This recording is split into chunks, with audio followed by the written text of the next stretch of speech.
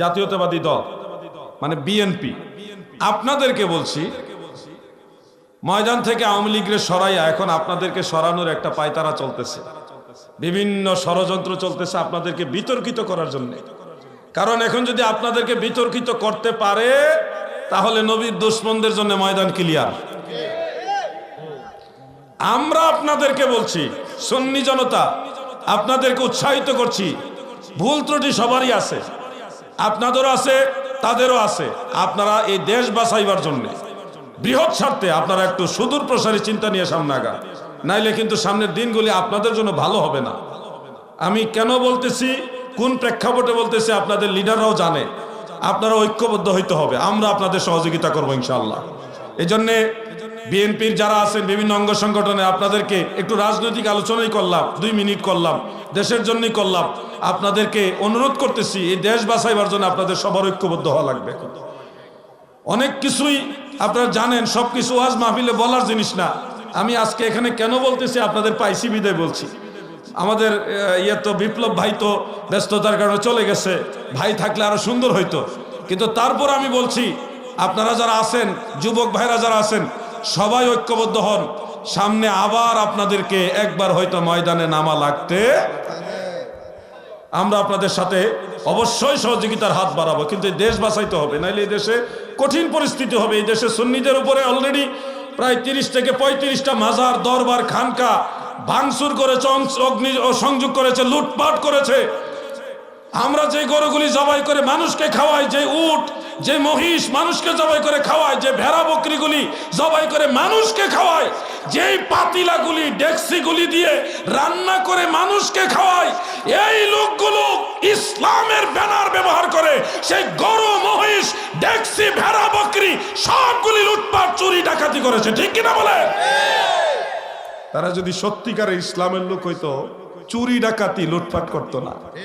আজ পর্যন্ত আপনারা বলেন কোন সুন্নি মুসলমান কোথাও লুটপাট করছে? আমরা দলিলের জবাব দলিল দিয়ে দেই, ওয়াজের জবাব ওয়াজ দিয়ে খণ্ডন করি, কিন্তু আমরা অ্যাটাক করি না, আক্রমণ করি না। কিন্তু আমাদের উপরে অ্যাটাকগুলি করে তারা প্রমাণ করে দিয়েছে তারা নজদের ইসলাম এই দেশে কায়েম করতে চায়। আল্লাহ আমাদের বুঝার তৌফিক দেন, বলে না আমিন। আমার কথায় কি কেউ নারাজ হয়েছেন? আমি আমার নবীর পক্ষে কথা বলবই, সুন্নিয়তের স্বার্থ। শোনেন, সুন্নিয়তের স্বার্থ যেভাবে উদ্ধার হবে সেভাবে আমি কথা বলবো। এই দেশে ওয়াহাবিরা সুন্নিদের বন্ধু না, ওয়াহাবিরা কোনোদিন আমাদের বন্ধু না। যদি বন্ধু হইতো আল্লাহর ওলিদের মাজারের মধ্যে আক্রমণ করতো না। আমরা যখন বলেছি মাজার যারা ভেঙ্গে ফেলতে চান, আপনার দলিল কি? তারা দলিল দিয়েছে সহিহ মুসলিমের হাদিস, যে শেরে খোদা মাওলা আলী রাদিয়াল্লাহু আনহুকে আল্লাহর রাসূল সাল্লাল্লাহু আলাইহি ওয়াসাল্লাম বলেছে উঁচু কবর বেলে ভেঙ্গে সমান করে দাও। আমরা বলেছিলাম এই হাদিস মুসলমানের কবর ভাঙ্গার হাদিস না, এগুলি ইহুদি নাসারাদের কবর ভাঙ্গার হাদিস। দলিল সহকারে বুখারী শরীফের হাদিস সহকারে আমরা বলেছি যে এই কবর ভাঙ্গার হাদিস কোনো মুসলমানের কবর ভাঙ্গার হাদিস না, এটা ইহুদিদের কবর ছিল, উঁচা উঁচা কবর। কোন জায়গায়? মদিনা শরীফে মসজিদ নববী, যেখানে ওইখানে মসজিদ নববী বানাইবার আগে ইহুদিদের কিছু উঁচা কবর ছিল, ওগুলি ভেঙে ফেলার জন্য আল্লাহ রাসূল আদেশ দিয়েছিলেন। তারপর ওখানে মসজিদ নববী বানানো হয়েছে মদিনা শরীফে। দলিল সহকারে আমরা বললাম, তারপরও তারা কোনো দলিলের খণ্ডন দলিল দিয়ে না করে একের পর এক মাজার আক্রমণ করেছে। বাংলার বুকে যত সুন্নি জনতা আছে তারা দৃঢ় প্রত্যয় চিত্তে বলছে যদি আল্লাহর ওলিদের দরবারে আক্রমণ হয় পাল্টা অ্যাকশন নেওয়া হবে ইনশাআল্লাহ। অনেক ছাড় দেওয়া হয়েছে, আর ছাড় দেওয়া হবে না। আমরা যতদিন আল্লাহর ওলিদের রুহানি আওলাদ, আমরা ওনাদের রুহানি আওলাদ, ওনাদের প্রতিনিধি আছি, আমরা অবশ্যই এটার জন্য প্রতিবাদ করব। শুধু হ্যাঁ, আমরা নিজ থেকে অন্য কোনো কারণে কারো উপর অ্যাটাক করবো না। আমাদের উপর অ্যাটাক হলে আমরা জবাব দিব। ওলি আল্লাহদের পক্ষে আসেননি আপনারা? সবাই বলেন আছেন কিনা? গাজীপুরের একজন আলেম বলেছিল যে মাজার পাকা করা যাবে কিনা, মাজার ভাঙ্গা যাবে কিনা এটা তো পরের কথা, মাজার করা যাবে কিনা ওইটা বলেন আগে। তা আমি বললাম মাজার মানে জিয়ারতের জায়গা, মাওদিউজ জিয়ারা। মাজার মানে ইসমে জরফে মাকান, একটা জায়গা, একটা স্থান, যেই জায়গাটা মুসলমানরা জিয়ারত করে এটাকে বলা হয় মাজার। এটা পাকা হইলেও মাজার, পাকা না হইলেও মাজারের জন্য পাকা হওয়া শর্ত না। আর উনি বলতেছে মাজার করা যাবে কিনা ওটা আগে দলিল দেন। আরে বোকা, তুমি মাজার কাকে বলো ওটাই তো চিনো না। মনে রাখবেন ভাই আমার, কবর পাকা করা যাবে কি যাবে না এই মর্মে পক্ষে বিপক্ষে অনেক দলিল আছে। রাসূল করিম সাল্লাল্লাহু আলাইহি ওয়াসাল্লাম এক হাদিসে বলেছেন, নাহা রাসূলুল্লাহ সাল্লাল্লাহু আলাইহি ওয়াসাল্লাম আইয়ুজাসসাসাল কবর ওয়া আইয়ুকআদ আলাইহি ওয়া আইয়ুবনা আলাইহি, রাওয়াহু মুসলিম। নবীজি কবরের উপরে বসতে, কবরের উপরে চুনকাম করতে এবং কবর পাকা করতে নিষেধ করেছেন। এটা একটা হাদিস, সহিহ হাদিস, এবং সে হাদিস অনুযায়ী আমরা সাধারণ মুসলমানদের কবর পাকা করি না। অপোজিটে আল্লাহর ওলিদের কবর পাকা করা হচ্ছে কেন? পীর ফকিরের মাজার পাকা করা হয় কেন? এই প্রশ্নের উত্তর আপনাকে জানতে হবে ভাই। সেই সহিহ মুসলিমেই উল্লেখ, এমনকি আমার জানা হতে 50টার উপরে হাদিস আছে। কয়টা? 50টার উপরে হাদিস আছে। সাহাবায়ে কেরাম একজন আরেকজনের কবর পাকা করেছেন, মাজার পাকা করেছেন, অনেকগুলো রওয়ায়াত। এবং হযরত সাদ ইবনে আবি ওয়াক্কাস রাদিয়াল্লাহু আনহু ওসিয়ত করে গেছেন, আমি ইন্তেকাল করলে আমার কবরের উপরে, মাজারের উপরে তোমরা ইট বা স্টক প্রতিস্থাপন করবে। এগুলি সহিহুল কুবরা, অসংখ্য কিতাব উল্লেখ। তাহলে মাজার পাকা করারও হাদিস আছে। আমার ভাইরা সেগুলি বলে না, নাকি জানেই না?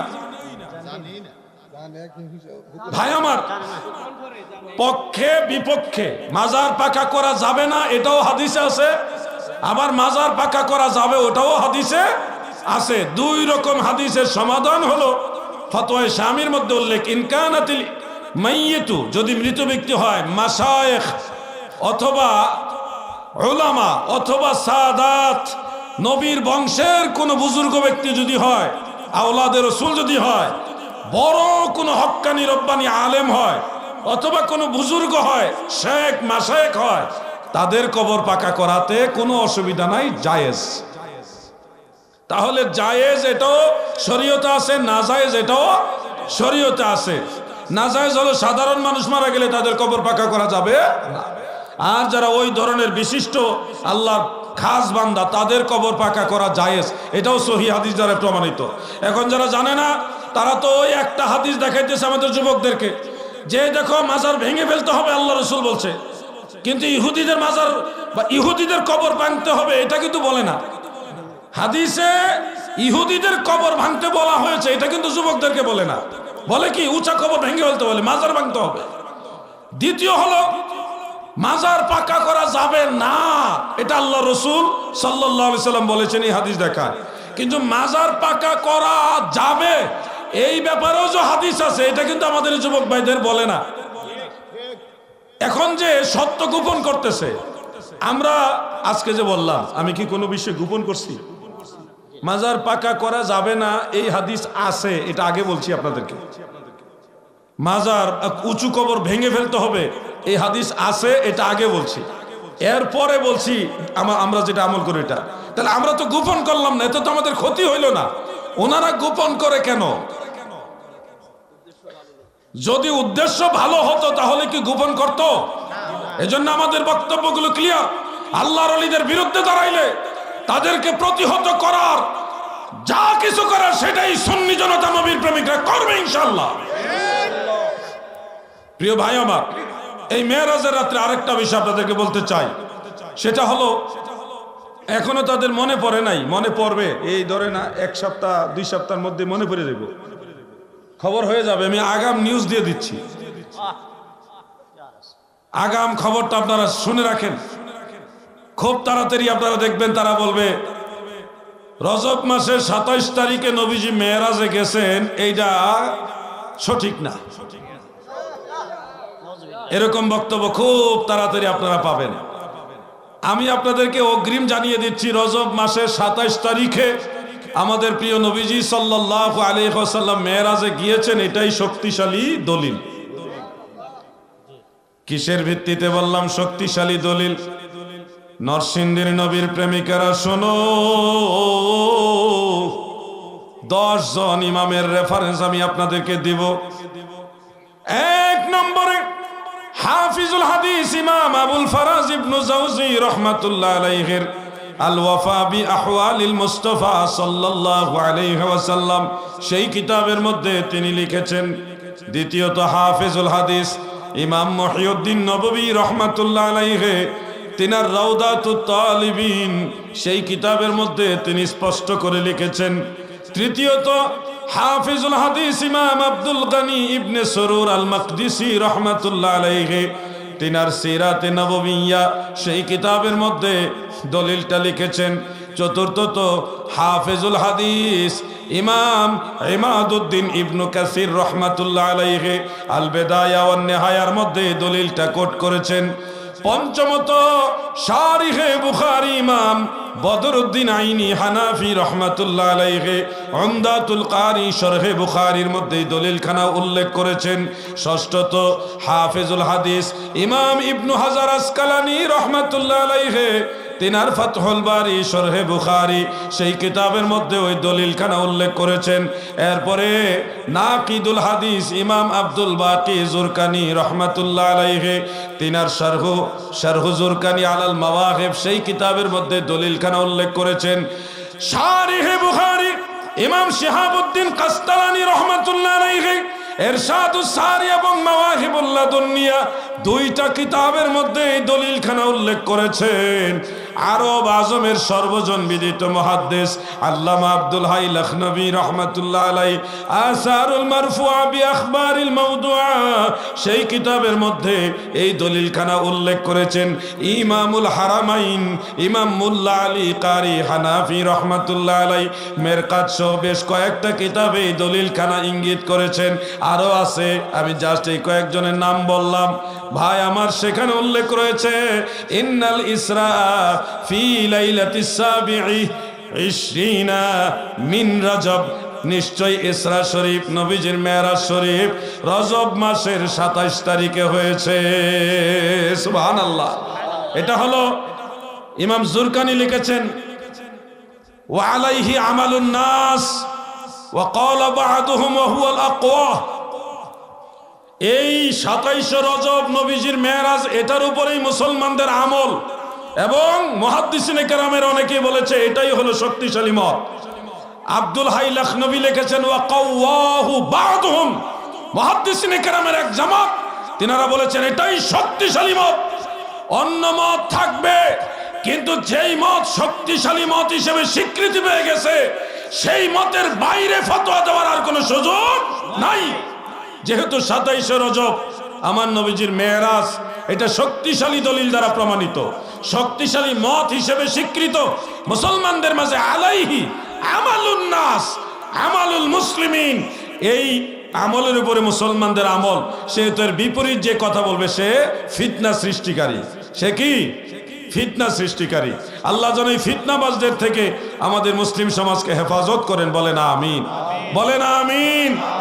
বড় আশ্চর্যের বিষয় হলো গতকাল চাঁদপুরের হাজীগঞ্জে আটরশি দরবারের একটা ঘরোয়া মাহফিল হচ্ছিল।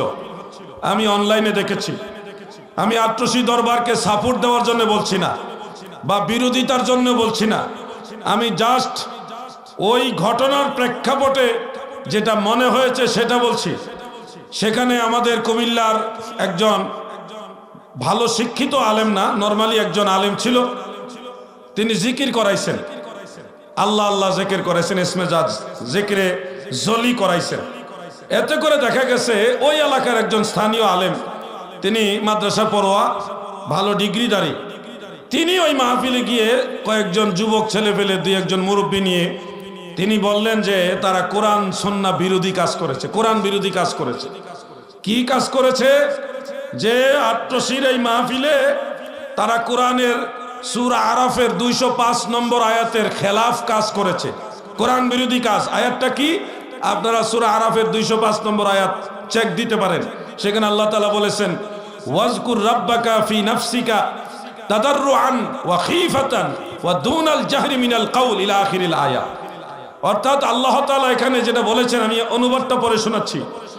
আর স্মরণ করতে থাকো স্বীয় পালন কর্তাকে আপন মনে ক্রন্দনরত ও ভীত সন্ত্রস্ত অবস্থায়, এবং এমন স্বরে যা চিৎকার করে বলা অপেক্ষা কম, মানে জোরে উচ্চ আওয়াজে জিকির করো না। এই ব্যাপারে ওনারা এটা দলিল হিসেবে উল্লেখ করে মানুষকে বুঝাইছে যে এরা যে জোরে জোরে আল্লাহ আল্লাহ ডাকছে, জোরে জোরে উচ্চ স্বরে লা ইলাহা ইল্লাল্লাহ জিকির করছে, এটা কোরআন বিরোধী। এই দোহাই দিয়া সে মাহফিলটা তাৎক্ষণিক বন্ধ করছে। আর যিনি মৌলভী সাহেব ছিলেন উনি বড় আলেম না, ও জবাব দিতে পারে নাই। আমি ভিডিওটা রাত্রে দেখে আশ্চর্য হলাম। যিনি এই মাহফিলটা বন্ধ করার জন্য কোরআনের আয়াত দলিল হিসেবে দিলেন, উনি কত বড় ধোঁকাবাজ। কোরআনের দোহাই দিয়ে মানুষকে ভুল মেসেজ দিচ্ছে, দোহাই দিচ্ছে কোরআনের, কিন্তু মেসেজ হলো ভুল। কোরআন ভুল না, ওনার মেসেজটা ভুল। এখানে আল্লাহ যেটা বলেছে যে তোমরা আল্লাহর জিকির করো তাদাররুআন ওয়া খীফাতান, এই ওয়াজকুর দ্বারা কি বোঝানো হয়েছে? রাইসুল মুফাসসিরিন হযরত আব্দুল্লাহ ইবনে আব্বাস রাদিয়াল্লাহু আনহুমা, নবীজির আপন চাচাতো ভাই, সাহাবীদের মধ্যে মুফাসসির সাহাবী এবং সকল সাহাবীদের মধ্যে রাইসুল মুফাসসিরিন, তিনি বলেছেন, তাফসীর ইবনে কাসীর সহ অন্যান্য তাফসীরের মধ্যে উল্লেখ, এটা হলো নামাজের ভিতরে কেরাত যেন বেশি জোরে না পড়ে, আবার একবার আস্তেও যেন না পড়ে, মিডিয়াম তালে যেন কোরআন তেলাওয়াত করে, ওই সম্পর্কের আয়াত। বুঝতে পারছেন বিষয়টা? তাফসীর ইবনে কাসীরের মধ্যে এটা আছে। যুবক ভাইরা, আপনাদের মোবাইলে যদি কোরআন শরীফের এই তাফসীর ইবনে কাসীরের অ্যাপস থাকে, আপনি খুলে দেখতে পারেন। সূরা আরাফ 205 নম্বর আয়াত। হযরত ইবনে আব্বাস রাদিয়াল্লাহু আনহুমা সেটা পরিষ্কার করেছে, এটা হলো নামাজের ভিতরে কেরাত পাঠ সম্পর্কে বলছে, তোমরা বেশি জোরে পড়ো না। এটার আরো একটা প্রেক্ষাপট আছে, সুনান ও আবি দাউদে উল্লেখ। হযরত আবু কাতাদা রাদিয়াল্লাহু আনহু বলেন, আমি একবার যাচ্ছিলাম হযরত আবু বকর সিদ্দিক রাদিয়াল্লাহু আনহুর পাশ দিয়ে, দেখলাম উনি একেবারেই আস্তে আস্তে কেরাত পড়তেছে। কিছুক্ষণ পরে দেখি হযরত ওমর রাদিয়াল্লাহু আনহু, তিনি নামাজের ভিতরে খুব জোরে জোরে কেরাত পড়তেছে। একজন খুবই আস্তে আস্তে, আরেকজন খুবই জোরে জোরে। এই দৃশ্য দেখে নবীজির কাছে যখন জানালেন, প্রিয় নবীজি হযরত আবু বকর সিদ্দিককে বললেন তুমি আরেকটু জোরে পড়ো, আর হযরত ওমরকে বললেন তুমি আরেকটু আস্তে পড়ো, মানে বেশি জোরেও না, একবারে আস্তেও না। এই হলো কোরআনের আয়াতের মূল মর্মার্থ।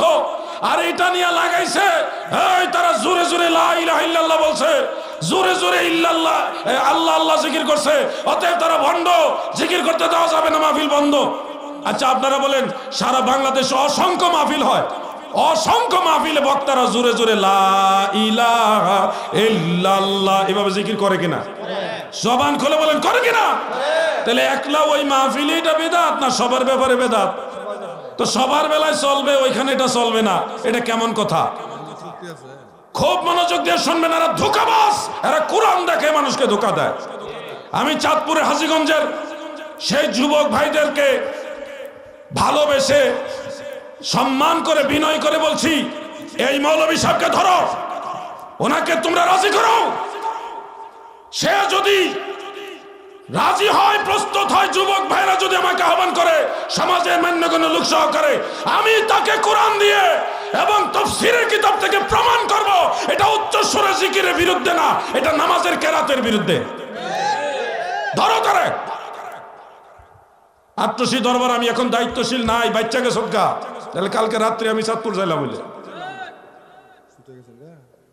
আট্টসি দরবারে না থাকলেও আমি আমার পীরকে ভুলি না, আমি আমার পীরের সাথে আমার রোহানি সম্পর্ক তাল্লুক আছে। যদিও আমি কোনো ভণ্ডামি শিয়াবাদ এগুলি সাপোর্ট করি না, কিন্তু আমার পীরকে আমি ভালোবাসি। এটা মনে করো না যে কোরআনের দোহাই দিয়ে একটা সত্যকে মিথ্যা বানিয়ে দিবার কেউ কিছু বলবে না। বাংলার জমিনে এটা চলবে না। আহলে সুন্নাত ওয়াল জামাতের চূড়ান্ত রায়, যদি রিয়া না থাকে, নামাজির নামাজে ডিস্টার্ব না হয়, অসুস্থ ব্যক্তির চিকিৎসায় ব্যাঘাত না ঘটে, আল্লাহর প্রতি মনোনিবেশন অথবা তালিমের উদ্দেশ্যে উচ্চ স্বরে জিকির করে, ইন্না যিকরা বিরাফি'is সাউতি জাইজুন বাল মুস্তাহাব্বুন, তাফসীরে রুহুল বায়ানের মধ্যে উল্লেখ, ফতোয়া শামির মধ্যে উল্লেখ, ফতোয়া আলমগীরের মধ্যে উল্লেখ, উচ্চ স্বরে জিকির করা জায়েজ জায়েজ জায়েজ। লেখাপড়া নাই ঠিক মতো, কোরআনের দোহাই দিয়ে দিয়ে আল্লাহর জিকির বন্ধ করে দিচ্ছে। উচ্চ স্বরে জিকির করার বিরুদ্ধে কোরআনে আছে। বোকা কোথাকার। বাংলা অনুবাদ পড়েন না মৌলবী, বাংলা অনুবাদ পড়ে যদি কোরআন বোঝা যাইতো তাফসীর পড়ার দরকার ছিল না। বোকা কোথাকার, কিভাবে মানুষকে ধোঁকা দেয়। আমি চাঁদপুরের হাজীগঞ্জের যুবকদেরকে বলবো, সে আলেমকে ধরো, তোমরা তাকে ধরো, প্রস্তুতি নাও। আমি ইনশাল্লাহ আসতে প্রস্তুত। আমি তাকে বুঝিয়ে দিব তুমি কোরআন বুঝো না, তুমি কোরআন দেখে মানুষের আমল নষ্ট করতেছো। প্রিয় ভাই আমার, উচ্চস্বরে জিকির করা একেবারে বেশি সুন্নত না, আবার একবারে নাজায়েজও না, পরিস্থিতি হলে জায়েজ আছে। আল্লাহর নবী নিজেই তো ফরজ নামাজের পরে বি রাফিইস সাউতে বা বি সাউতিহিল আলা, সহিহ মুসলিম মেশকাতের হাদিস, উচ্চ আওয়াজে লা ইলাহা ইল্লাল্লাহু ওয়াহদাহু লা শারীকা লাহ এইভাবে জিকির করতেন।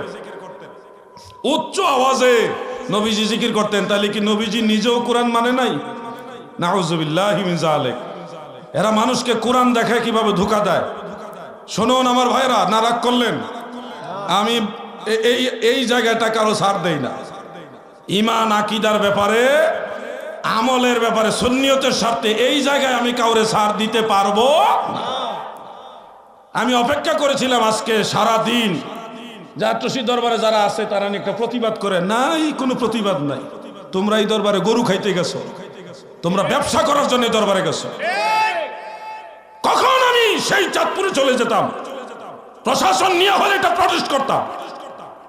বাংলাদেশের সুন্নি জনতা এত দুর্বল হয়ে যায় নাই যে আল্লাহর জিকির বন্ধ করে দিবে আর সুন্নিরা এখানে বসে বসে তবরক খাবে, জিলাপি খাবে নাকি? আপনারা কি জিকিরের পক্ষে না বিপক্ষে? জোরে বলেন, পক্ষে না বিপক্ষে? কোথায় যাব ভাই আমার? কালকে সারাটা রাত আমি ভিডিওটা দেখার পর আমার মাথা রাগে গরম হয়ে আসছিল। কি করব, এটা তো মিথ্যা মেসেজ দিচ্ছে। যদি সত্য সত্য উনি কোরআনের দোহাই দিয়ে প্রমাণ করতেন যে এই কাজটা ভুল, তাইলে আমি কিছু বলার সুযোগ ছিল না। কিন্তু উনি তো ভুল মেসেজ দিচ্ছে। কোরআন দেখাইয়া মানুষকে মিসগাইড করতেছে। মানুষ তো মনে করতেছে এরা কোরআন বিরোধী। আল্লাহ তাআলা যেন সবাইকে বোঝার তৌফিক দেন, বলেন আমিন। সবাই বলেন আমিন। আলোচনার সামনে নিব না, স্টেজ ওঠার আগেই দেখছি অনেক প্রশ্ন আছে, যার কারণে আর প্রশ্ন যেহেতু আছে, সময়ও কম, একটা ব্যালেন্স করে তো চলতে হয়। প্রশ্ন উত্তর পর্বে চলে যাব। তবে প্রশ্ন যদি রাজনৈতিক প্রশ্ন হয় আমি নিব না। হ্যাঁ, এটা আমি আপনাদেরকে আগে বলে রাখছি। এবং কারো মানহানির উদ্দেশ্য যদি প্রশ্ন করে থাকেন যে এই প্রশ্নটা উচ্চারণ করলেই কোনো একজন ব্যক্তির মানহানি হইতে পারে, এই ধরনের প্রশ্নগুলো আমি জানলেও উত্তর দিব না, এড়ায় যাব। ধর্মীয় প্রশ্ন হতে হবে এবং শিক্ষণীয় প্রশ্ন হতে হবে, যেন মানুষের দুইটা কথা শিখার থাকে। আচ্ছা আচ্ছা, ঠিক আছে। আমার দাদু ভাই একটা প্রশ্ন দিচ্ছেন, এটা আমি নিব ইনশাল্লাহ। প্রশ্ন উত্তর পর্বে যাওয়ার আগে সবসময় আমি একটু জিকির করি। আসেন সবাই মিলে একটু জিকির করি। ইসমে জাত আল্লাহ আল্লাহ আল্লাহ আল্লাহ আল্লাহ আল্লাহ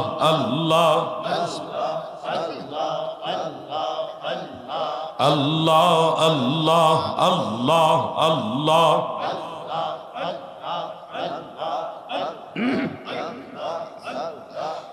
মন পাগলা রে ডুবলো বেলা দেখনার চাহিয়া।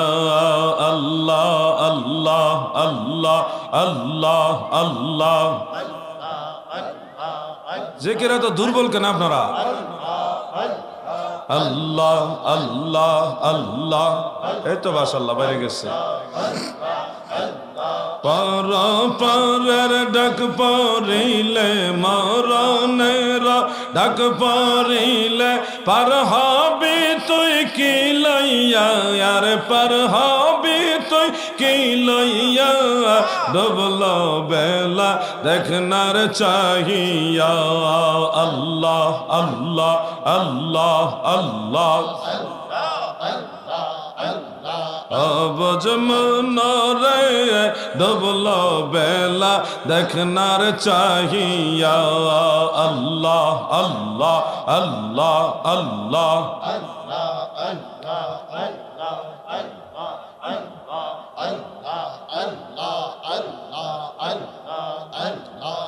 লা ইলাহা ইল্লাল্লাহু মুহাম্মাদুর রাসূলুল্লাহ সাল্লাল্লাহু আলাইহি ওয়া আলিহি ওয়াসাল্লাম। প্রথম প্রশ্নটা সরাসরি দাদু ভাই যেটা করলেন, যে পাশে মসজিদ আছে এবং পাশে মাজারও আছে, এই মসজিদে নামাজ পড়া যাবে কিনা? নিশ্চয়ই মাজার এবং মসজিদের মাঝে ওয়াল আছে তো নাকি? পার্টিশন আছে তো? পর্দা না ওয়াল? অস্থায়ী পর্দা, স্থায়ী ওয়াল করতে হবে। মাজার এবং মাজারটা কি মসজিদের কেবলার দিকে না ডাইনে বামে? ডাইনে, অসুবিধা নেই, নামাজ হবে। কিন্তু আপনারা করবেন স্থায়ীভাবে, একেবারে না, গ্লাস না, এখানে একটা টোটাল পার্টিশন দিয়ে দিবেন। একবারে গরিবানা হালত হলে টিন দিবেন যেন ওইটা না দেখা যায়, অথবা ইট দিয়ে ওয়াল করে দিবেন। যেহেতু ডান পাশে আছে নামাজের ক্ষতি হবে না, বাম পাশে থাকলেও নামাজের ক্ষতি হবে না। সরাসরি সামনে যদি আপনি মাজার রাইখা পর্দা দিয়েও নামাজ পড়তেন তাইলে নামাজ হইতো না। কিন্তু এটা বাম পাশে, এক পাশে বিদায় নামাজ হবে। কিন্তু আপনারা মাজার এবং মসজিদের মধ্যে ওয়াল দিয়ে পার্থক্য করবেন, এটা যেন দ্রুত গতিতে করা হয় দাদু। ঠিক আছে, এবার আমরা লিখিত প্রশ্নের দিকে যাচ্ছি। প্রশ্নকারী সালাম দিয়েছেন, আসসালামু আলাইকুম। এটা কি মুরব্বিয়া নাকি? ও, মুরব্বীরা যে লাঠি ব্যবহার করে, এই লাঠি কি মোবারক ব্যবহার করতে পারবে নাকি যুবকরা ব্যবহার করতে পারবে কিনা? লেখাটা একটু বেশি হিজিবিজি তো, পড়তে খবর হয়েছে। মুরব্বীরা যে লাঠি ব্যবহার করছে এটা যুবকরা ব্যবহার করতে পারবে কিনা? হ্যাঁ, যদিও এটা প্রশ্নটা মনে হচ্ছে অপ্রয়োজনীয়, কিন্তু এটার পিছনে একটা কারণ থাকতে পারে। এটা কি নামাজের ক্ষেত্রে নাকি নামাজের বাইরে, জুমার খুতবার ক্ষেত্রে নাকি অন্য সময়ে, এটা বুঝতে হবে। অন্য সময়ে যুবকদের লাঠি তো প্রয়োজন নেই। মুরব্বীরা লাঠি যদি প্রয়োজন মনে করে ব্যবহার করবে, কিন্তু জুমার খুতবা দেওয়ার সময় সে বয়োজ্যেষ্ঠ হোক আর যুবক হোক, উভয় অবস্থাতে ওনারা লাঠি ব্যবহার করতে পারবেন। লাঠি ছাড়াও যদি খুতবা দেন, খুতবা হবে, কোনো অসুবিধা নেই, তবে লাঠি ব্যবহার করাটা সুন্নত। কথা বুঝতে পারছেন? আল্লাহ তাআলা বুঝার তৌফিক দেন, আমিন। প্রশ্নকারী সালাম দিয়েছেন, আসসালামু আলাইকুম। সবাই উত্তর দেন। আজানের সময় কোরআন পড়া যাবে কি? ফতোয়া আলমগীরের মধ্যে উল্লেখ রয়েছে আজানের জবাব দেওয়া ওয়াজিব। কোরআন তেলাওয়াত হলো একেবারে নফল বন্দিগির মধ্যে আফদালুল ইবাদাত, সর্বশ্রেষ্ঠ নফল বন্দিগি। কিন্তু আজানের জবাব দেওয়াটা শুধু নফল বন্দিগি না, এটা ওয়াজিব। এই জন্যে আজান যখন হয়ে যাবে তেলাওয়াত বন্ধ করে আজানের জবাব দিবেন, মৌখিকভাবে জবাব দিবেন। এরপরে আজান শেষ হলে আজানের দোয়া করে আবার আপনি তেলাওয়াত করে জামাতে শরীক হবেন। এইভাবে আপনারা আমল করবেন। আল্লাহ আমল করার তৌফিক দেন, বলেন আমিন। প্রশ্নকারী সালাম দিয়েছেন, আসসালামু আলাইকুম। সবাই উত্তর দেন। ওয়ালাইকুম আসসালাম। হুজুর, আমার একটা প্রশ্ন ছিল, নামাজ পড়ার সময় বাজে চিন্তা মাথায় আসে, এক্ষেত্রে কি নামাজ কবুল হবে? ব্যাখ্যা সহ উত্তর দেন। আচ্ছা, নামাজের সময় বাজে চিন্তা তো আসবেই, কারণ এটা শয়তানের ডিউটি। সে তার ডিউটি পালন করতেছে, আপনি আপনার ডিউটি পালন করতে থাকেন। আপনার ডিউটি হলো নামাজ আদায় করা। কিছু তো ঝামেলা হবেই, ঝামেলা একটু হইলেও আপনি চেষ্টা চালিয়ে যান যেন বাজে চিন্তা না আসে। সেক্ষেত্রে আপনি যে সূরা কেরাত পড়তেছেন, এগুলা তো আরবি অর্থ বুঝেন না, যার কারণে আপনাদের মনোনিবেশনটা আনা কঠিন হয়, কষ্ট হয়। আপনারা এটুকু ধ্যান ধারণা রাখবেন যে সূরা পড়ছেন, কেরাত পড়ছেন, রুকু সেজদায় তাসবিহ পড়ছেন, তাশাহুদ, দুরূদ শরীফ যা কিছু করছেন, প্রত্যেকটা কাজ সব কিছুই আপনি আল্লাহর সাথে শেয়ার করতেছেন, আল্লাহকে এগুলি বলতেছেন, আপনি আল্লাহর সাথে কথা বলতেছেন। এই ধ্যানটা যদি নামাজে নিয়ে আসতে পারেন, তাহলে শয়তানের ধোঁকার পাওয়ারটা একেবারেই কমে যাবে।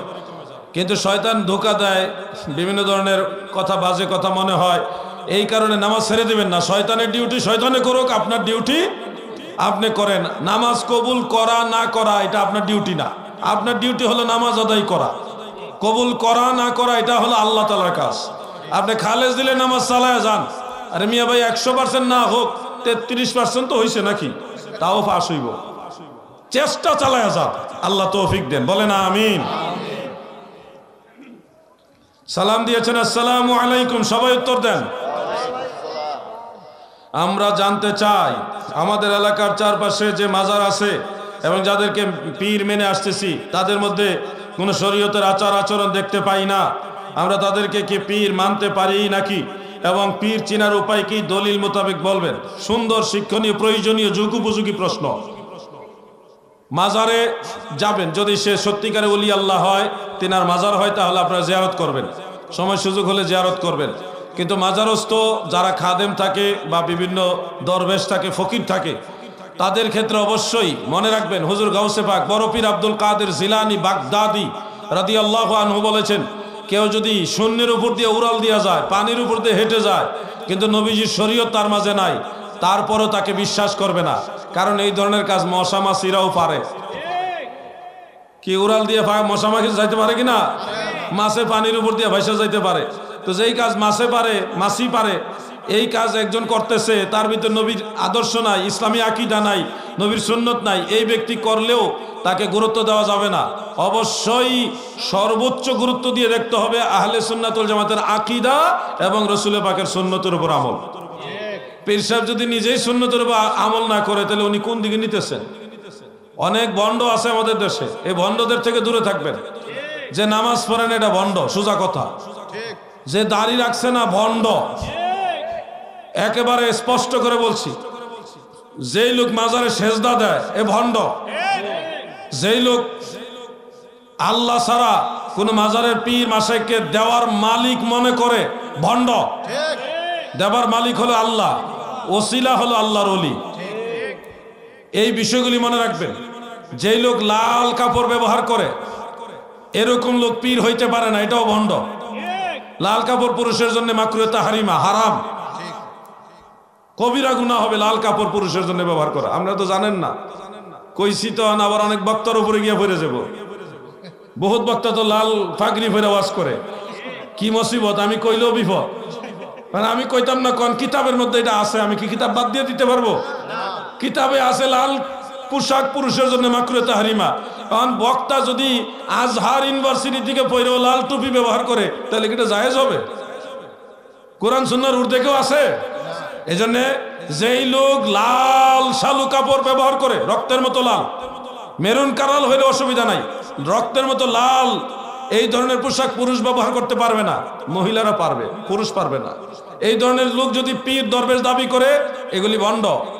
তারা নিজেই তো শরীয়ত জানে না, সে মানুষকে কি শিখাবে? খুব সাবধান দাদু।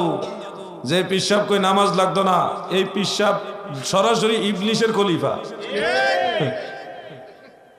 নামাজ থেকে দূরে সরাইতে চাই কে? শয়তানে না? তো এ তো আপনারা দোহাই দিতেছে মারেফতের, দিয়ে বলতেছে নামাজ লাগবে না, তাহলে তো শয়তানের প্রতিনিধিত্ব করছে সে। এগুলি মনে রাখবেন। কামেল মুকাম্মেল হক্কানি পীর মাশায়েখের গোলামি করবেন, তাদের সোহবত গিয়ে বসবেন, তাদের কথা মানবেন, তাদেরকে সম্মান করবেন। আল্লাহ তাআলা বোঝার তৌফিক দেন, আমিন। যারা সুদ ঘুষ খায়, তাদের ইবাদত করলে ইবাদত হবে কিনা, এবং সুদের গুনাহ পরিমাণ কি? সুদ ঘুষ যারা খাচ্ছেন, দাদু একটা হাদিস আত-তারগীব ওয়াত তারহিবের মধ্যে পড়েছিলাম, প্রিয় নবীজি বলেছে যে হারাম খায় তার 40 দিন কোনো দোয়া কবুল হয় না। একটা না 40 দিন কোনো দোয়া কবুল হয় না। তা আপনি যে সুদ খাইতেছেন, নবীজি মেরাজে যখন গেছেন দেখলেন জাহান্নামে, আলমে মেসালের জগতে জাহান্নামের ভিতরে মানুষের শাস্তি কিভাবে দেওয়া হবে এগুলি মেসাল তৈরি করা আছে। ওইটা আল্লাহ তাআলা নবীজিকে দেখাইছেন। মানে মানুষ জাহান্নামে যাওয়ার আগেও একটা জগৎ বানায় রাখছে, ওইখানে কিভাবে শাস্তি হবে এই জিনিসগুলি দেখানো আছে। আল্লাহ তাআলা নবীজিকে সেটা দেখাইছেন। দেখলেন একটা লোক, বড় একটা নদী, লেক সদৃশ নদী, যেটার মধ্যে পচা রক্ত, পচা পুজ, এগুলি আল্লাহ তাআলা ঢালছে, ডাইলা জাহান্নামের আগুন দিয়ে গরম করছে। টাটকা গরম কইরা এক শ্রেণীর লোকেরা নামাইছে, একজন লোক নামাইছে। এমন গরম যে নামানোর সাথে সাথে চামড়া, শিরা, উপশিরা, গোস্ত এগুলি খসে পড়ে গেছে, হাড় হাড্ডিগুলি রয়ে গেছে। এরপর আবার অটোমেটিক এই চামড়া গজাইছে, গজানোর পরে আবার এগুলি খসে পড়ে যাচ্ছে। মানে কষ্টের পরে কষ্ট চলছে। এগুলি নিয়ে সে সাঁতার কাটার চেষ্টা করতেছে, ভেসে থাকা, অনেকক্ষণ চেষ্টা করার পরে ডুববে। ডুবার পরে ওইখানে পচা রক্ত, পচা পুজ এগুলি খাবে সে। আল্লাহ তারে খাওয়াইব। জাহান্নামীদের খাবার যে কটা আছে এর মধ্যে একটা খাবার হলো পচা রক্ত, এগুলি খাওয়াবে। খাওয়ার পর আবার ভেসে উঠবে। এদিকে চামড়া গোস্ত খসতেছে, আবার গজাইতেছে, শাস্তির পরে শাস্তি চলতেছে। এক পর্যায়ে সে সাঁতার কেটে ওই নদীর কিনারের দিকে যাওয়ার চেষ্টা যখন করবে, তখন কিনার আবার ফেরেশতা নিয়োগ আছে তার হাতে আগুনের পাথর দেওয়া। এই আগুনের পাথর দিয়ে আঘাত করে তাকে আবার নদীতে নামাবে, উঠতে দিবে না। এটা একদিন, 2 দিন, 1 মাস, 2 মাস, 1 বছর, 2 বছরের জন্য না, অনন্তকাল অনবিরত একেবারে চলতেই থাকবে এই ভয়ানক শাস্তি। জানেন এই শাস্তি কাদের? যারা সুদ খায় তাদের জন্য। আপনারা কি এই ধরনের আযাব চান? আওয়াজ দিয়ে বলেন চান? তাহলে বলেন নাউজুবিল্লাহ। আপনি যদি মনে করেন দূর হুজুর এগুলি কয়ই, অবহেলা করতে পারেন, ঠিক আছে, অবহেলা করতে করতে মরেন না। মরার পরে তো আপনার সাথে আমার দেখা হবে, তখন দেখবেন ওই মৌলভী সাহেবরা যা কইছে আল্লাহর হাবিবের রেফারেন্সে এই কথাগুলিও ঠিক, তুমি ধরা খেয়ে গেছে। সাবধান হও, নাইলে কিন্তু অনেক বড় বিপদের সম্মুখীন হবে। আল্লাহ আমাদের সবাইকে হেফাজত করে, বলে না আমি।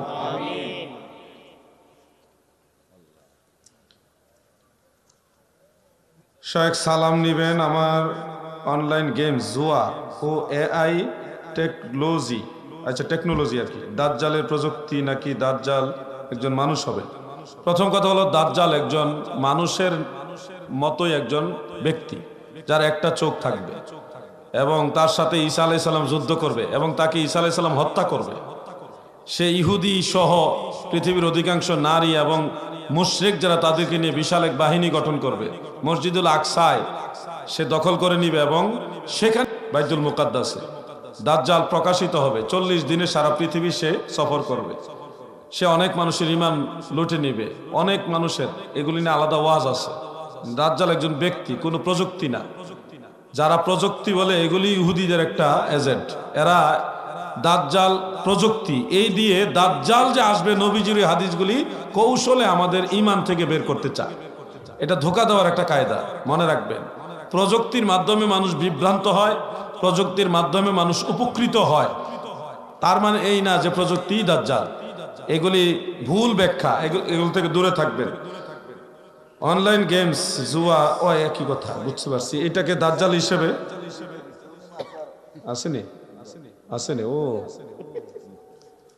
জিকির ও মিলাদ চকিতে 5টি মোমবাতি জ্বালিয়ে পাঞ্জাতন বলা কি তরিকত?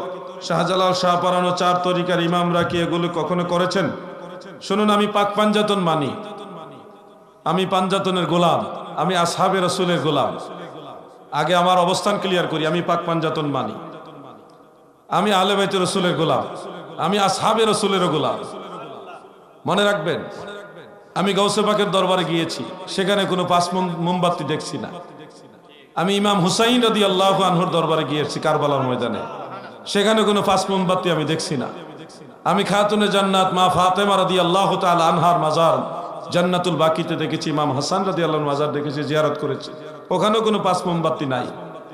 আপনারা আহলে বাইত রাসূলের ইমাম মুসা কাজিম রাহমাতুল্লাহ আলাইহি এবং হযরত হাসান, ইমাম হাসান আল আসকারি রাহমাতুল্লাহ আলাইহি, আওলাদ রাসূল, ওনার মাজার আমি গেছি, ওখানে কোনো 5 মোমবাতি আমি দেখছি না। আমি ফিলিস্তিন গিয়েছি, মসজিদুল আকসায়, ওখানে কোনো 5 মোমবাতির আমল আশেপাশে কোথাও দেখি নাই। আমি জর্ডানে গিয়েছি, ওই আসহাবে কাহাফের গুহায়, সাহাবী গাছ, অনেক জায়গায় অনেক নবী রাসূল, অনেক সাহাবী তাবী, বড় বড় ইমামের মাজার জিয়ারত করছি, কোথাও আমি এই 5 মোমবাতি দেখছি না। 5 মোমবাতি পাঞ্জাতনের নামে আমাদের দেশে কিছু লোক চালাইছে, ইন্ডিয়া তো এরকম কিছু লোক আছে, এগুলি তারাই চালাইছে। এটা গাউসে পাকের শিক্ষাও না, এটা পাক পাঞ্জাতনের কোন ইমামের শিক্ষাও না, এটা আমাদের দেশের তথাকথিত লোকেরা চালায় দিছে। আমরা পাক পাঞ্জাতন মানব, পাঞ্জাতনের গোলামিও করব, পাঞ্জাতনের শান গাইব, তিনাদের নামে মিলাদ মাহফিল, জিকির আজকার, তবারক সিন্নি সবই করব, কিন্তু এই মোমবাতি দিয়ে পাঞ্জাতনের সাথে আমরা বেয়াদবি করতে পারবো না। কারণ পাক পাঞ্জাতন নবীর অংশ, নবীর অংশ, তারা আল্লাহ রসুলের আওলাদ, নবীর বংশ, ইমানের অংশ, নবীজির নূরে মুহাম্মাদির অংশ। ওনারা, ওনাদেরকে আপনি একটা মোমবাতি বানায়, সদৃশ বানায় দাঁড়া করে দিয়েছেন, কত বড় বেয়াদবি করছেন জানেন আপনি? আল্লাহ আপনাকে বোঝার তৌফিক দেন। খবরদার এগুলি করবেন না। যারা এগুলি করে অধিকাংশই সূরা ফাতিহা শুদ্ধ করে পারে না। আপনি খেয়াল করে দেখবেন, 2 রাকাত নামাজের ইমামতি করতে পারে না, এগুলি 5 মোমবাতির ব্যবসা করে। মোমবাতি দরকার নাই, পাঞ্জাতনের নামে মিলাদ পড়াইবেন, জিকির করবেন, অনুষ্ঠান চলবে, এই মোমবাতির ব্যবসা বন্ধ করেন। এটার সাথে আহলে বাইত রাসূল, পাক পাঞ্জাতনের কোনো সম্পর্ক নাই। কিন্তু মিলাদ পড়তে হবে, অনুষ্ঠানটা বন্ধ করা যাবে না, এটা চালাবেন। জিকির আজকার, তবারক সিন্নি এগুলি চলবে। আহলে বাইত রাসূলের মহব্বত এগুলি করবেন। আল্লাহ তাআলা বোঝার তৌফিক দেন, আমিন। রাগ হইছে? রাগ হইলো কিছু করার নাই, কথাই ওই।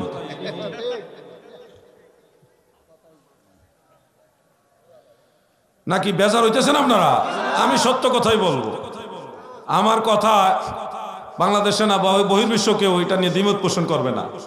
যে দ্বিমত পোষণ করব সে অনেক বড় শিক্ষিত লোক হবে, সে 3 পাস। কি পাস?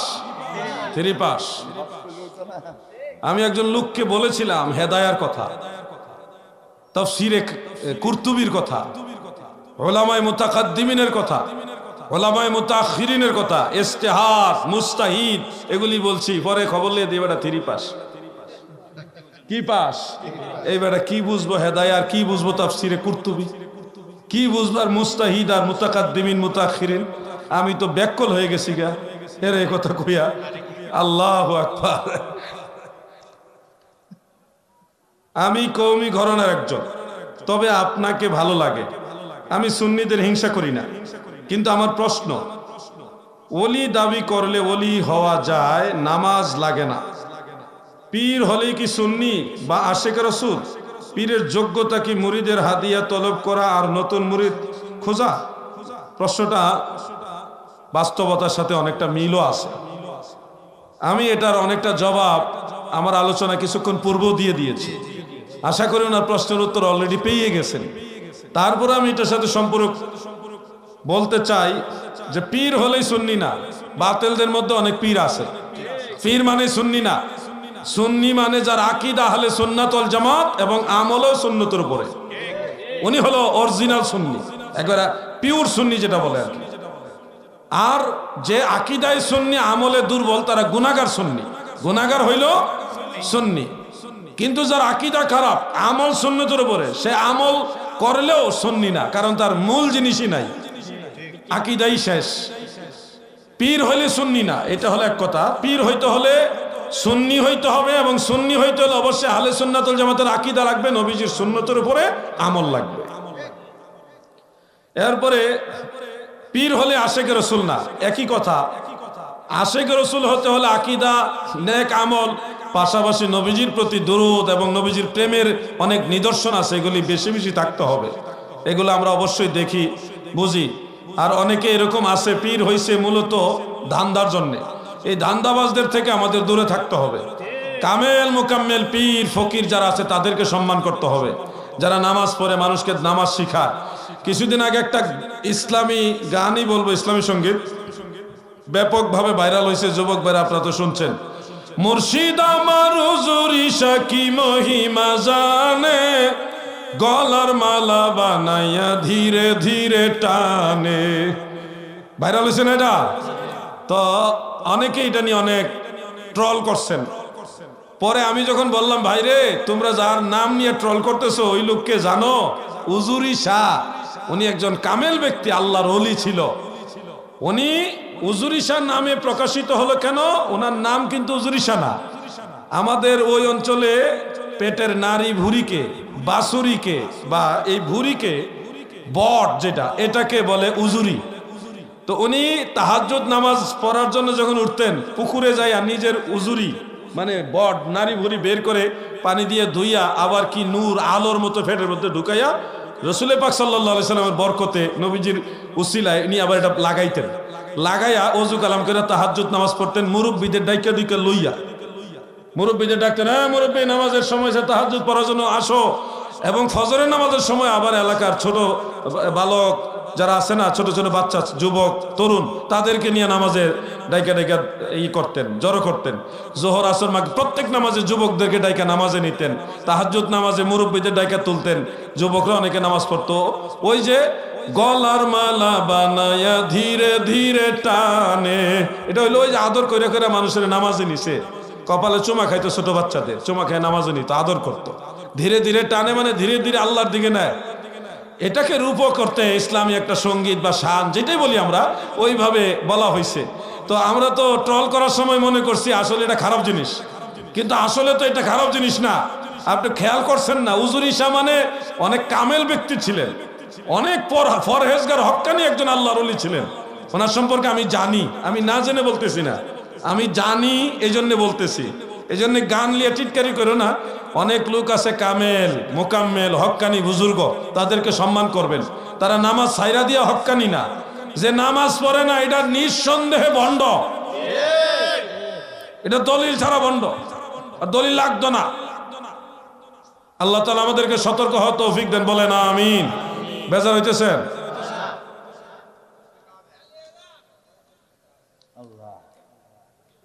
প্রশ্ন করে সালাম দিয়েছেন, আসসালামু আলাইকুম। আপনাদের দিয়ে উত্তর দেওয়ার উদ্দেশ্য হলো তালিম দিতেছি, মূল উত্তরটা আমি দেই, ওয়াজিব টাজিব এটা আদায় করি আমি, কিন্তু আপনাদের তালিম দিতেছি সালামের প্রচলন যেন বেশি বেশি হয়। নাম প্রকাশে অনাগ্রহ একজন ব্যক্তি লিখেছেন, আমার প্রশ্ন, আহলে সুন্নাত ওয়াল জামাত কি কোনো দরবারের নাম না সংগঠনের নাম? আপনার আহলে হক নাকি আহলে সুন্নাহ? নিঃসন্দেহে আমরা আহলে সুন্নাহ, আমরা আহলে হক না, আমরা আহলে সুন্নাহ। দল হিসেবে আমরা আহলে সুন্নাহ, কারণ জান্নাতি দল হিসেবে আহলে হক নামে কোনো দল নাই। জান্নাতি দল একটাই, সেটার নাম আহলে সুন্নাহ। যারা নতুন করে দল বানাইছেন যে আমরা আহলে হক, আপনাদেরকে বলছি ভাই খবরদার নতুন নাম বানায়েন না। আল্লাহ রসুল সাল্লাল্লাহু আলাইহি ওয়াসাল্লাম জান্নাতি দলের নাম দিয়েছে আহলে সুন্নাহ, আর আপনি এটা ঘুরাই বানাই দিয়েছেন আহলে হক। তাহলে আপনি আলাদা দল বানাইলেন, নবীজির দেওয়া নাম পছন্দ না করে আপনি আলাদা নাম দিলেন। যদি বলেন না আহলে সুন্নাহকে আমরা আহলে হক বুঝাচ্ছি, তাহলে আমি বলবো এত বেশি বোঝানোর দরকার নাই। আপনি এইভাবে বলেন যে রসুলে পাকের ঘোষিত জান্নাতি দল আহলে সুন্নাহ, এটাই একমাত্র নাজাত প্রাপ্ত দল, ফিরকায়ে নাজিয়া, এভাবে বলতে হবে। এটা কোনো নির্দিষ্ট দরবারের সংগঠন না। আহলে সুন্নাহ কোনো দরবার কেন্দ্রিক না, কোনো সংগঠন কেন্দ্রিক না, এটা মদিনাওয়ালা কেন্দ্রিক।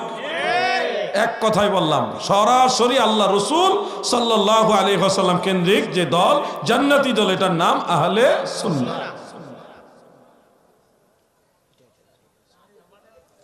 আপনার বিরক্ত হইতেছে? শেষ প্রশ্ন, শেষ।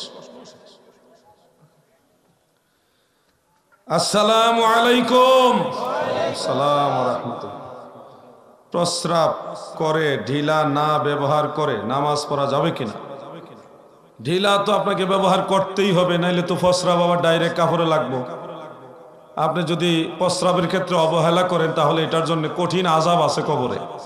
আপনারা তো জানেন বুখারী শরীফে, আবু দাউদ শরীফে একটা হাদিসই আছে, নবীজি দুইটা কবরের পাশ দিয়ে যাচ্ছিলেন, দেখলেন দুইটা কবরে আযাব হচ্ছে। এর একটা কারণ হলো, দুইটা কারণ, এর মধ্যে একটা কারণ হলো প্রস্রাবের সময় অসতর্কতা অবলম্বন করা।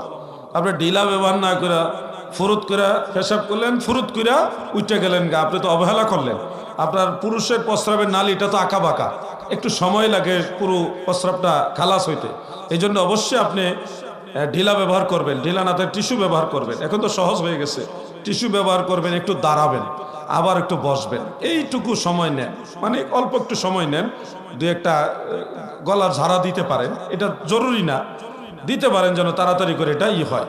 তো এই সামান্য সময় আপনি ঢিলা ব্যবহার করে তারপর আপনি পানি ব্যবহার করেন, তাহলে আপনি একটু মোটামুটি পরিপূর্ণভাবে পবিত্রতা হাসিল করার জন্য অগ্রসর হতে পারলেন। আর অবহেলা করলে মিয়া ভাই, আপনি অবহেলা করে মানে কে লাভবান হইতেছে আর কে ক্ষতিগ্রস্ত হইতেছে? ক্ষতি যা হচ্ছে তা আপনারই হচ্ছে। হ্যাঁ, অনেক মানুষ আছে প্রস্রাব করার পরে ঢিলা ব্যবহার করার পরেও দেখা গেছে ওনার আরো প্রস্রাব 1 ফুটা 2 ফুটা আসে, এটা তার রোগ, এটার জন্য কোনো অসুবিধা নাই, সে ওযু করে নামাজ পড়তেই থাকবে। রোগ বেমার এটা অন্য মাসালা, কিন্তু স্বাভাবিক যদি হন, সুস্থ মানুষের জন্য যেটুকু ঢিলা ব্যবহার করা দরকার এটা করতে হবে। 40 কদম হাঁটা লাগবে, এটা কোনো হাদিস আমরা পাই নাই, এটা তাবলিগ জামাতে চালাই দিয়েছে।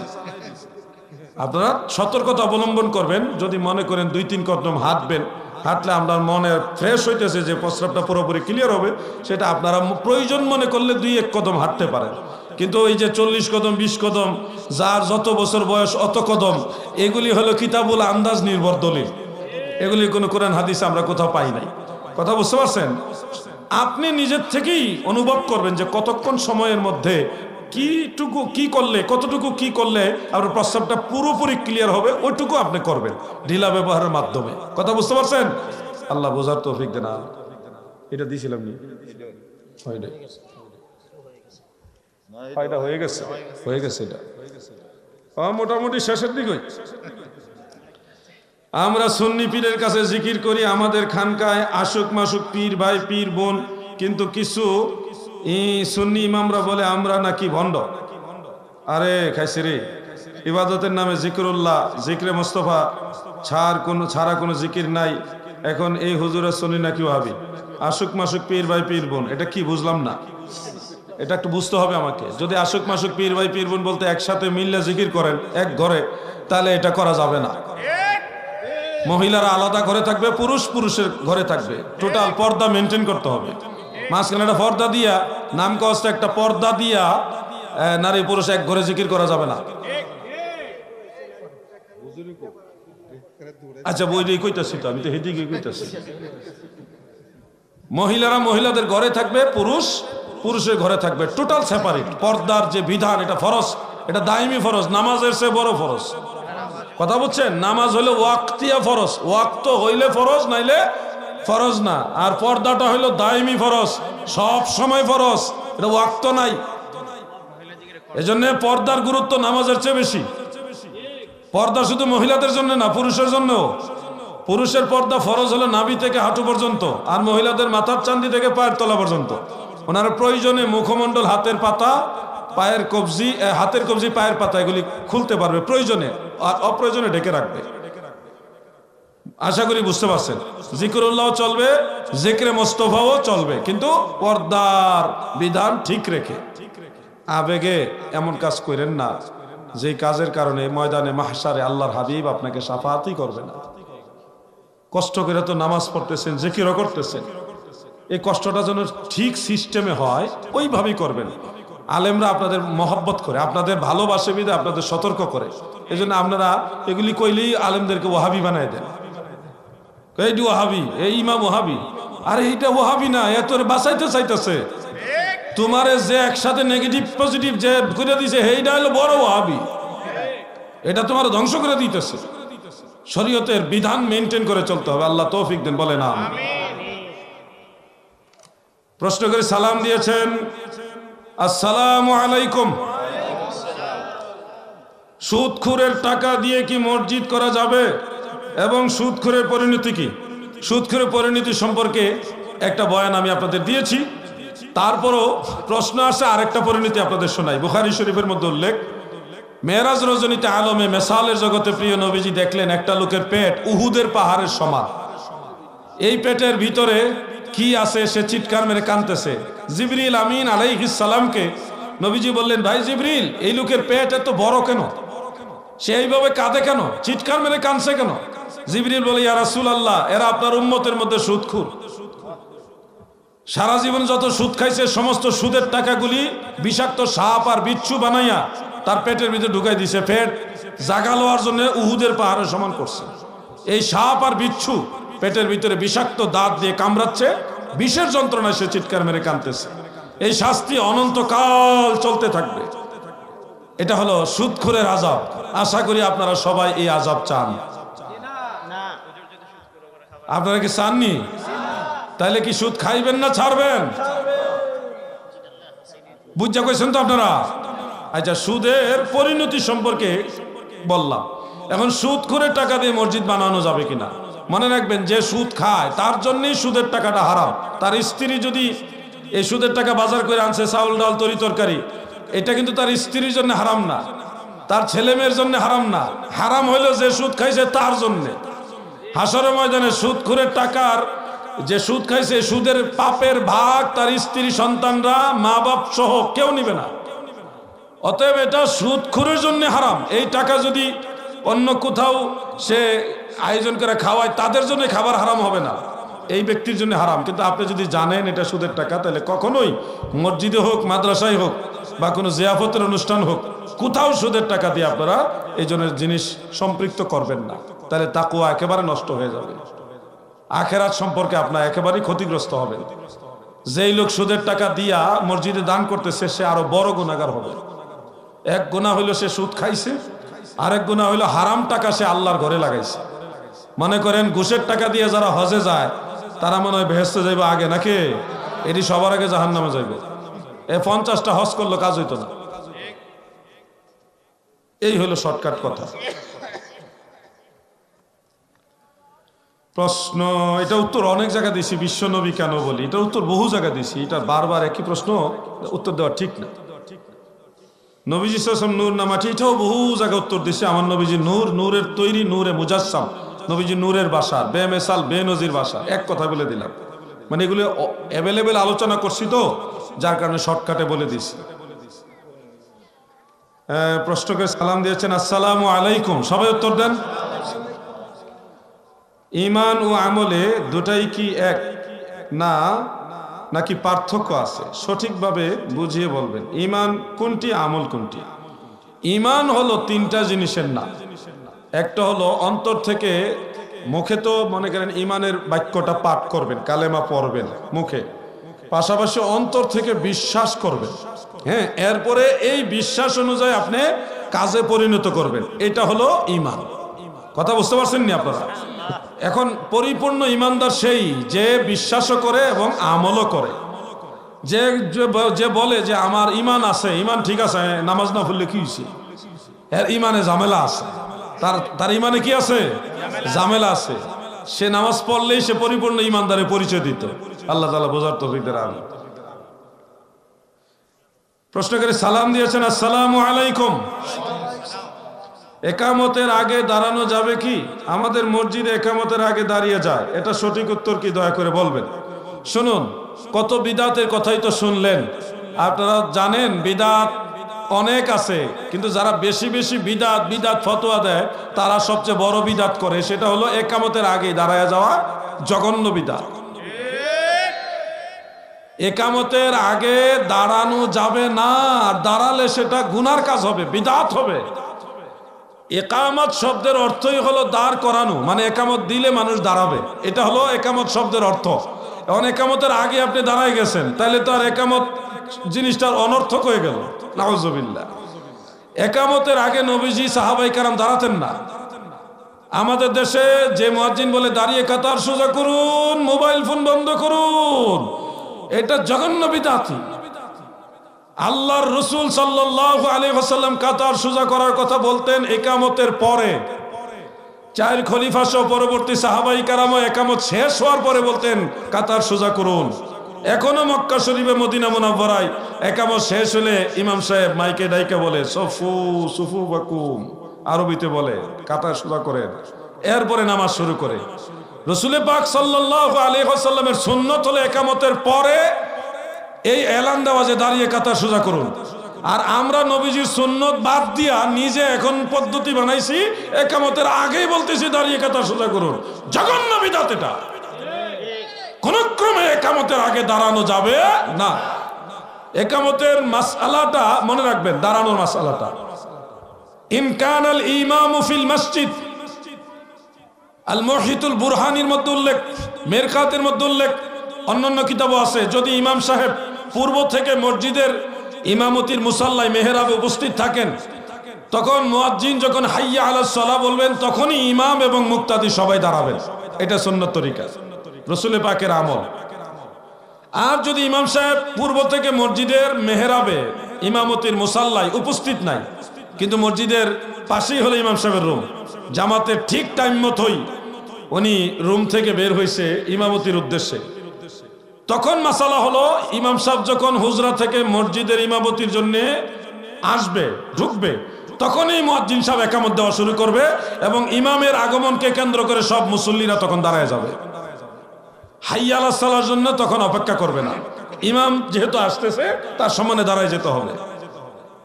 এই হলো দুইটা মাসআলা। দুই অবস্থা বুঝে আপনারা আমল করবেন। সুন্নত যেভাবে এভাবে আমল করতে হবে। বাইরে বেদাত বেদাত বলি, কিন্তু আমরা নিজেরাই বেদাতের সাথে জড়িত। আল্লাহ যেন বেদাত থেকে বের হয়ে আসার তৌফিক দেন, বলেন আমিন। হয়ে গেছে আর নাই, এটা দেওয়ান লাগবে নাকি? আজানের আগে সালাত ও সালাম দেওয়া যাবে কি? আমাদের মসজিদে দেয় না, দয়া করে সঠিক উত্তরটি দিবেন। এটার উত্তর জীবনে বহুবার দিয়েছি তো। আজানের পূর্বে নবীজি সাল্লাল্লাহু আলাইহি ওয়াসাল্লামকে সালাম দেওয়া মুস্তাহাব, তবে এটা আজানের অংশ মনে করা যাবে না, এটা আলাদা। আজান একটা ইবাদত আর নবীজিকে সালাম দেওয়া এটা আরেকটা ইবাদত। আজান এটা অবশ্যই সুন্নতে মুআক্কাদা লিল জামাআত, কিন্তু আজানের আগে কেউ যদি নবীজিকে সালাম না দেয়, সরাসরি আজান দেয়, তার আজান হবে, আজানের কোনো ক্ষতি হবে না। সময় সুযোগ থাকলে দুই একবার বা ততোধিকবার নবীজিকে সালাম দিয়ে তারপরে যদি আজান দেয়, তাহলে তার আজানও হবে এবং এই সালাম দেওয়ার কারণে সওয়াবও হবে, নবীর মহব্বত বাড়বে। দুইটাই আপনাদেরকে বলে দিলাম। আজানের আগে নবীজিকে সালাম না দিলে তার আবার ওয়াহাবি বানায় দিয়েন না, তাকে শুধু উৎসাহিত করবেন যে ভাই সুযোগ থাকলে একবার হইলে নবীজিরে সালাম দেন, এটা চেষ্টা করবেন আমল চালু করার। কিন্তু না দিলে তার ওয়াহাবি বানায় দিয়েন না, কারণ একটা মসজিদ একজনের কথা চলে না, একটা কমিটি আছে, কমিটি আবার বহু রকমের মানুষ আছে। অবশ্যই এই ব্যাপারে আপনার রহমশীল হবেন। হ্যাঁ, আজানের আগে নবীজিকে সালাম দেওয়ার এই প্রথা, এই সিস্টেম কোথা থেকে আসলো? আপনাদেরকে এক কথায় বলে দিচ্ছি, এটা সাহাবাই কারামের জমানা থেকে আসছে। হযরত বেলাল রাদিয়াল্লাহু আনহু আজান এবং একামতের পূর্বে ইজা আরাদা আইয়ুকিমা লিস-সালাহ ফাকালা আসসালামু আলাইকা আইয়ুহান নবী ওয়া রাহমাতুল্লাহি ওয়া বারাকাতুহু, আজান এবং একামতের পূর্বে নামাজে দাঁড়ানোর এরাদা হিসেবে নবীজিকে সালাম দিয়া তারপরে হযরত বেলাল আজান একামত দিতেন। সুবহানাল্লাহ। মুআজামুল আওসাত লিত-তাবারানির মধ্যে হাদিসটা উল্লেখ। হানাফি মাযহাবের ফতোয়ার আলোকেও আজানের আগে আপনি চাইলে নবীজিকে সালাম দিতে পারবেন, এটা মুস্তাহাব। মুস্তাহাব্বাতুন ফি কুল্লি আওকাতিল ইমকানি আই হাইসু লা মানি। নিষিদ্ধ পর্যায়ের 7টি জায়গা রয়েছে, ওই 7 জায়গা ব্যতীত বাকি সব জায়গায় নবীর দরুদ সালাম পড়া এটা মুস্তাহাব। তো নিষিদ্ধ জায়গার মধ্যে আজানের পূর্বের জায়গাটার কথা উল্লেখ নাই। তো এই হলো আলোচনা। আমার লেখা 2টা বই আছে, এই বইটা নামাজের বই, প্রিয় নবীজির সালাত, আজান, একামত, ওযু, গোসল, নামাজ, যত নামাজ আছে, তারাবি নামাজ, ঈদের